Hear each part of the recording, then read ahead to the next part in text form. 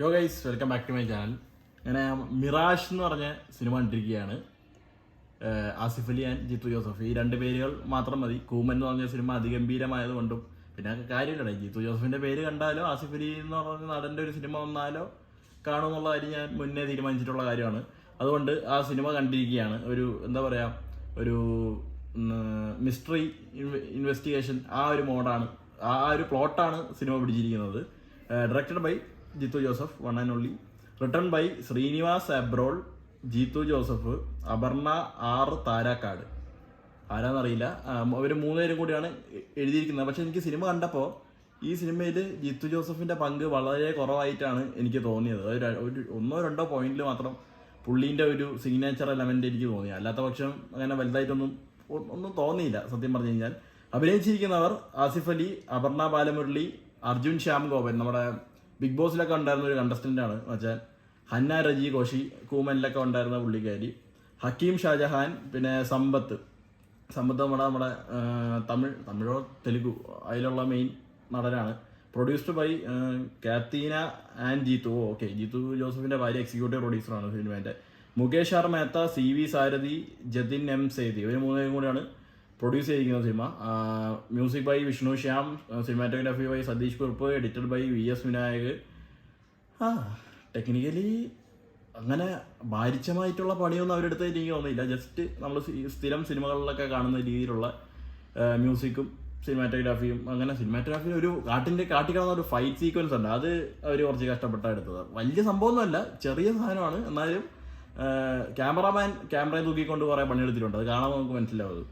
പിന്നീടെന്ന് പറയാനുള്ള അപ്പോൾ പടത്തിൻ്റെ ഒരു മെയിൻ ഒരു പ്ലോട്ടെന്ന് പറയാനാണെങ്കിൽ, അപർണ ബാലമുരളി എന്ന് പറഞ്ഞ നടീനെയാണ് ഈ പടം ചുറ്റിപ്പറ്റി പോയിരിക്കുന്നത്. ആസിഫ് അലി എന്ന് പറയുന്ന ഒരു ഇൻവെസ്റ്റിഗേറ്റീവ് ജേർണലിസ്റ്റാണ്. പുള്ളീൻ്റെ മെയിൻ പരിപാടി എന്ന് പറഞ്ഞാൽ മറ്റേ പ്യുവർ ഫാക്ട്സ് എന്ന് പറഞ്ഞ ഒരു മീഡിയ ചാനലുണ്ട് പുള്ളിക്ക്. ഫാക്ട്സ് മാത്രം തുപ്പുന്ന ഒരു മാധ്യമ പ്രവർത്തകൻ, അങ്ങനെയാണ് പുള്ളീൻ്റെ കഥാപാത്രം. അതിലും പിന്നെ ഹക്കീം ഷാജഹാൻ എന്ന് പറഞ്ഞ നടൻ ഒരു കഥാപാത്രം ചെയ്യുന്നുണ്ട്. അതിനെക്കുറിച്ച് ഞാൻ കൂടുതലെല്ലാം പറയാൻ പോയി കഴിഞ്ഞാൽ സ്പോയിലറാവും. ഞാൻ സ്പോയിൽ ചെയ്യാതെ തന്നെ പറയാം. മൊത്തത്തിൽ നോക്കുമ്പോൾ എന്താ പറയുക, ഒരു ഇൻവെസ്റ്റിഗേഷൻ നമുക്ക് പറയുകയാണെങ്കിൽ, ഇപ്പോൾ ഒരു കോർപ്പറേറ്റ് കമ്പനി, ഒരു ഫിനാൻഷ്യൽ കൺസൾട്ടൻസി കമ്പനി, അവിടെ വർക്ക് ചെയ്യുന്ന ഒരു എംപ്ലോയി ആയിട്ടാണ് അപർണ ബാലമുരളി വരുന്നത്. പിന്നെ അവിടെ തന്നെയാണ് ഈ ഹക്കീം ഷാജഹാൻ, ഹന്ന റജി കോശി അവരുടെയൊക്കെ ക്യാരക്ടേഴ്സൊക്കെ വർക്ക് ചെയ്യുന്ന അവിടെയാണ്. അപ്പോൾ ആ ഒരു കമ്പനീൻ്റെ മറങ്ങി നടക്കുന്ന കുറച്ച് ഇല്ലീഗൽ ബിസിനസ്സും പിന്നെ അതിനെ പിടിക്കാൻ നടക്കുന്ന പോലീസുകാരും, ഇതിൻ്റെ കൂടെ ഇതിൻ്റെ ഇടയിലായിട്ട് ഇൻവെസ്റ്റിഗേറ്റീവ് ജേർണലിസ്റ്റായ ആസിഫ് അലി, അങ്ങനെ പല പല ക്യാരക്ടേഴ്സായിട്ട് അങ്ങനെ കുറേ ചുറ്റുപാടൊക്കെ ആയിട്ട് ഇങ്ങനെ ഓടി നടന്ന് പോകുന്നൊരു പടമാണ്. അപ്പോൾ ഈ സിനിമ എന്ന് പറയുമ്പോൾ ഒരു പോയിന്റിൽ നമുക്ക് തോന്നും ഇത് എന്തെങ്കിലും ഒരു സംഭവം ഉണ്ടാവും. പക്ഷേ ഒരു 10 മിനിറ്റ് കഴിയുമ്പോൾ നമുക്ക് പിന്നെ തോന്നും ഇത് എന്തോന്നും പടവിടെ ഇങ്ങനെ തോന്നും. ഇങ്ങനെ ഇടയ്ക്ക് തോന്നും, ഇടയ്ക്ക് വരില്ല, പിന്നെ പോകും, പിന്നെ വരില്ല. ഈ സിനിമേൻ്റെ ഒരു ഇൻ്റർവെൽ ബ്ലോക്കിൽ ഒരു കിടിലൻ പോയിന്റ് ഉണ്ടായിരുന്നു. അത് ഒരു ജിത്തു ജോസഫ് ലെവൽ സാധനമായിരുന്നു. ഒരു സംഭവം ഉണ്ടായിരുന്നു. ഈ പടത്തിൽ 3 ട്വിസ്റ്റാണ്, മെയിൻ ട്വിസ്റ്റാണ് ഉള്ളത്. എന്താണെന്ന് ഞാൻ പറയുന്നില്ല. അതിൽ ആദ്യത്തെ സാധനം കണ്ടപ്പോൾ എനിക്ക് കൊള്ളാം, ജിത്തു ജോസഫ് സാധനം വന്നു. അവരൊരു ഇൻ്റർവെൽ ബ്ലോക്ക് വെച്ചിരുന്നെങ്കിൽ ഈ സിനിമ എന്തോ 2.25 മണിക്കൂർ ദൈർഘ്യമുണ്ട്, ഡ്യൂറേഷൻ ഉണ്ട്. പക്ഷേ എന്താണെന്നറിയില്ല, ഒരു രീതിയിലും പുള്ളി തന്നെ ഇൻ്റർവ്യൂവിൽ പറഞ്ഞിട്ടുണ്ടായിരുന്നു, ഇതിൽ കുറച്ച് സ്ലോ പേസിലാണ് കഥ പോകുന്നത്, ലാഗ് നിങ്ങൾക്ക് തോന്നാം, ഫസ്റ്റ് ഹാഫിൽ ലാഗ് വന്നാന്നൊക്കെ പറഞ്ഞിട്ടുണ്ടായിരുന്നു. പക്ഷേ എനിക്ക് സിനിമ കണ്ടപ്പോൾ ഒരുമാതിരി എറണാകുളത്ത് നിന്ന് തിരുവനന്തപുരം പോണ ദൂരമാണ് എനിക്ക് തോന്നിയത്. 2.25 മണിക്കൂറിൽ ഭയങ്കര വലിപ്പീരായിരുന്നു സിനിമ. കാരണം എന്ന് വെച്ചാൽ ഇൻ്റർവെൽ ബ്ലോക്ക് ഒരു പക്ക ഒരു പോയിന്റിൽ അവിടെ വെച്ച് അവർ ആ ഒരു ഇൻ്റർവെൽ ബ്ലോക്ക് ചവിട്ടിയിരുന്നെങ്കിൽ അത് നല്ലൊരു സംഭവമായിരുന്നു. പിന്നെ എന്തായേക്കാം എന്നൊക്കെ നമുക്ക് തോന്നുന്ന കുറേ കാര്യങ്ങളുണ്ട്. പക്ഷേ രണ്ടാമത്തെ ട്വിസ്റ്റ് എന്ന് പറയുന്നത്, രണ്ടാമത്തെയും മൂന്നാമത്തെയും ട്വിസ്റ്റ്, അതിൽ ഞാൻ എടുത്തു പറയുന്ന കാര്യമാണ്.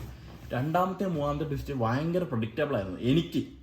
ഞാൻ എവിടേക്കോ ഇത് ഇനി ഇങ്ങനെ ആവാം, അല്ലെങ്കിൽ അതങ്ങനെ ആവാം എന്ന് ഞാൻ വിചാരിച്ച സാധനം അതേപോലെ തന്നെ വന്നു. പക്ഷേ എങ്കിൽ പോലും ഞാൻ ഇനി പറയുന്ന വേറൊരു കാര്യം എന്താണെന്ന് വെച്ച് കഴിഞ്ഞാൽ, ഈ സിനിമേൻ്റെ ക്ലൈമാക്സ് വരുമ്പോൾ ക്ലൈമാക്സിൽ ഒരു കിട്ടില്ല സാധനം അവരുടെ കയ്യിലുണ്ട്, പക്ഷേ എക്സിക്യൂഷനിൽ പാളി. എനിക്ക് ജിത്തു ജോസഫ് സാറിൻ്റെ അടുത്താണ് പറയാനുള്ളത്, നിങ്ങൾ എന്തിനാണ് ഈ നായകനോ നായികയ്ക്കോ നീതി ഉണ്ടാക്കാൻ വേണ്ടി നടക്കുന്നത്? നിങ്ങൾക്കൊന്ന് മാറ്റി ചിന്തിച്ചൂടെ?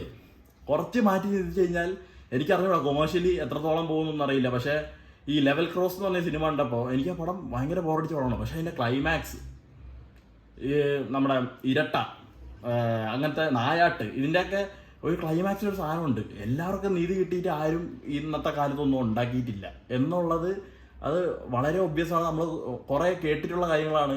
എല്ലാ കേസിലും ഇവർ ജയിക്കണം എന്നില്ല.